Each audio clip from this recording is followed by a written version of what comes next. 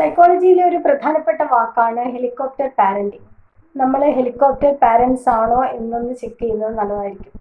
അതായത് helicopter parents means കുട്ടികളെ സ്വതന്ത്രമായി വിടാതെ എല്ലാ കാര്യവും നമ്മൾ ചെയ്തു കൊടുക്കാം. എല്ലാ കാര്യങ്ങളും കുട്ടിക്ക് വേണ്ട എല്ലാ കാര്യങ്ങളും നമ്മൾ ചെയ്തു കൊടുത്തിട്ട് സ്വന്തമായി ഒന്നും ചെയ്യാൻ കഴിയാതെ കുറച്ച് കഴിഞ്ഞ് കഴിഞ്ഞാൽ കുട്ടിക്ക് ഒന്നും ചെയ്യാൻ പറ്റാത്തൊരവസ്ഥ.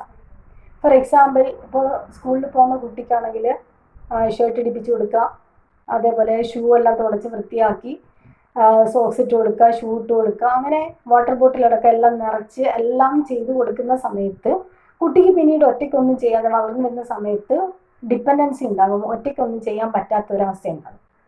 അതേസമയം നമ്മൾ ചെറുപ്പത്തിൽ തന്നെ കുട്ടിക്ക് ചെയ്യാൻ പറ്റുന്ന കാര്യങ്ങളൊക്കെ ഒറ്റയ്ക്ക് ചെയ്യിപ്പിക്കുകയാണെങ്കിൽ കുറച്ച് വലുതാവുന്ന സമയത്ത് അവൻ എല്ലാ കാര്യങ്ങളും ഒറ്റയ്ക്ക് ചെയ്യാൻ പറ്റും. ഈ തരത്തിലുള്ള ഇപ്പോൾ പെൺകുട്ടികൾക്കായാലും ഫോർ എക്സാമ്പിൾ അടുക്കളയിൽ ഇപ്പോൾ ചായ ഉണ്ടാക്കാൻ വരെ അറിയാത്ത ചെറിയ കുട്ടികളുണ്ട്.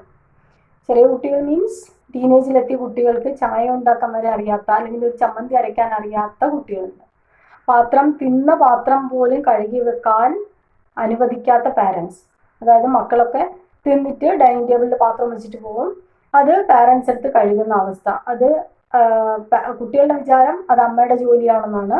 അമ്മ വിചാരിക്കും എൻ്റെ മോള് പഠിക്കാൻ ഒരുപാടുണ്ട്, അതുകൊണ്ട് ഒന്നും ഒരു ജോലിയും ചെയ്യണ്ട. അത് ആൺകുട്ടി ആയാലും പെൺകുട്ടി ആയാലും തിന്ന പാത്രം വരെ കഴുകി വെക്കാൻ സമ്മതിക്കാത്ത പാരൻസ് ഉണ്ട്.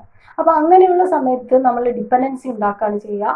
അതേപോലെ എല്ലാ കാര്യങ്ങളിലും അവരുടെ പുറകെ നടക്കുക, പഠിക്കുന്നതിനായിക്കോട്ടെ അല്ലെങ്കിൽ എന്ത് കാര്യത്തിനും പുറകെ നടന്ന് എല്ലാം നമ്മുടെ കൺട്രോളിൽ അവരെ കൊണ്ട് ചെയ്യിപ്പിക്കുന്ന അവസ്ഥ. ഒരു പാവയെ പോലെ കുട്ടികൾ പറയുന്നത് ചെയ്യുന്ന അവസ്ഥ.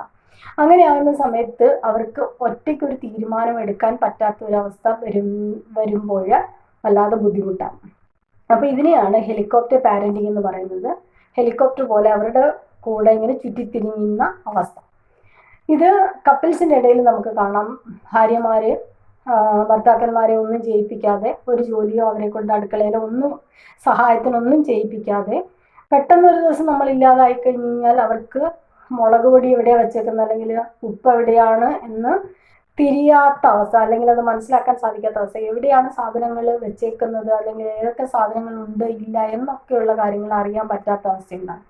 അതേപോലെ തന്നെ ഭാര്യമാർ, ചില ഭർത്താക്കന്മാരാണെങ്കിൽ അവരെ വണ്ടിയിൽ പോകാൻ സമ്മതിക്കില്ല, ബസ്സിൽ പോകാൻ സമ്മതിക്കില്ല, അല്ലെങ്കിൽ എവിടെ പോയാലും കൂടെ ഒരാൾ അസിസ്റ്റന്റ് വേണം, അങ്ങനെയൊക്കെ ഉള്ള നിർബന്ധം പിടിക്കുന്ന ഭർത്താക്കന്മാരുണ്ട്. ഒറ്റയ്ക്കൊന്നും വിടാത്ത അവസ്ഥ. അപ്പോൾ കുറച്ച് കഴിഞ്ഞ് കഴിഞ്ഞാൽ ഈ ഭാര്യയ്ക്ക് ടിക്കറ്റ് എങ്ങനെയാണ് എടുക്കേണ്ടതെന്ന് വരെ അറിയാത്ത അവസ്ഥയായിരിക്കും. എത്ര പൈസ കൊടുക്കണം, എവിടെ ഇറങ്ങണം, എങ്ങനെയാണ് ടിക്കറ്റ് എടുക്കേണ്ടത്, ട്രെയിനിലാണെങ്കിൽ ട്രെയിൻ ടിക്കറ്റ് എങ്ങനെ എടുക്കണം എന്നൊക്കെ അറിയാത്ത, അല്ലെങ്കിൽ ബാങ്കിൽ പോകണമെങ്കിൽ അവിടുത്തെ ഫോം എങ്ങനെ ഫില്ല് ചെയ്യണം, ഇതൊക്കെ അറിയാത്ത പല ഭാര്യമാരും ഉണ്ട്. അപ്പോൾ ഇതിനെയാണ് ഹെലികോപ്റ്റർ കപ്പിൾസ് എന്ന രീതിയിൽ പറയാം. അതേപോലെ തന്നെ ഹെലികോപ്റ്റർ പാരൻസ്, ഇതാണ് ഹെലികോപ്റ്റർ പാരന്റിങ് അല്ലെങ്കിൽ ഹെലികോപ്റ്റർ കപ്പിൾസ്. നമ്മളൊക്കെ ആ കാറ്റഗറിയിലാണോ ഉൾപ്പെടുന്നത് എന്നൊന്ന് ചെക്ക് ചെയ്ത് നന്നായിരിക്കും. അങ്ങനെയാണ് എങ്കിൽ അതിൽ നിന്നൊന്ന് ഡിപ്പെൻഡൻ്റ് ആകാതെ ഒരു ഇൻഡിപെൻഡൻസ് സ്റ്റേറ്റിലേക്ക് മാറാൻ ശ്രമിക്കുക. അങ്ങനെ മാറുമ്പോൾ നമുക്ക് നമ്മളുടേതായ കാര്യങ്ങളൊക്കെ ഒറ്റയ്ക്ക് ചെയ്യാൻ സാധിക്കും. Have A nice day.